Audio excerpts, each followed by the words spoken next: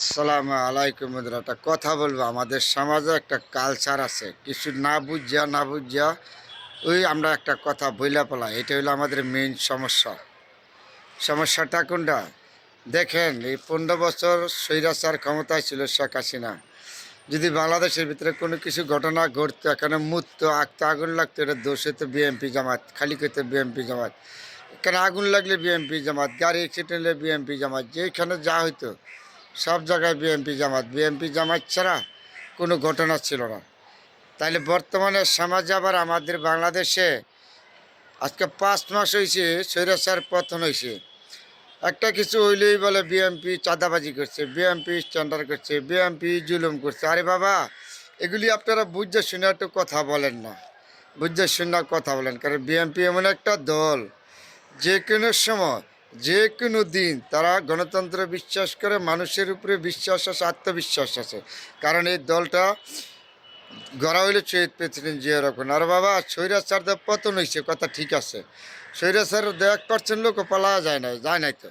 যারা টেন্ডার করতো, চাঁদাবাজি করতো, জুলুম করতো আওয়ামী লীগ সরকার আমলে, তারা তো এখনও রয়ে গেছে বাংলাদেশে। এই তারাই মনে করেন এগুলি কইরা এখন খালি হইলই বিএমপি, খালি বিএমপি। আরে বাবা, হইতে পারে ভাত খাইলে ভাত মাটিতে পড়ে, বিএমপি থাকতে পারে কিছু পোলাপান। তাহলে এই যে দলটারে নিয়ে এত বড় সমালোচনা করেন আপনারা, একটু বিবেকটা জিজ্ঞাসা করেন।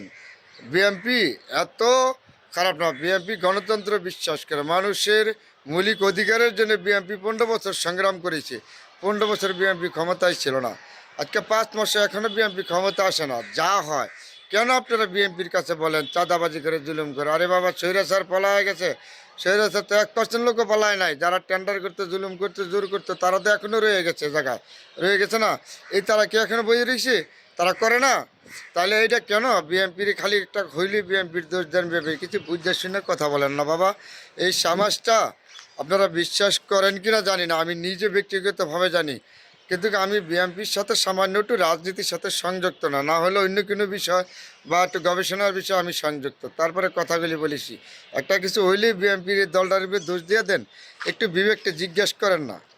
আওয়ামী লীগের যে 15 বছর ক্ষমতায় ছিল, যারা লুটপাট করতো, চাঁদাবাজি করতো, তারা তো এখনও রয়ে গেছে, পালায় গেছে না তো 1% লোক।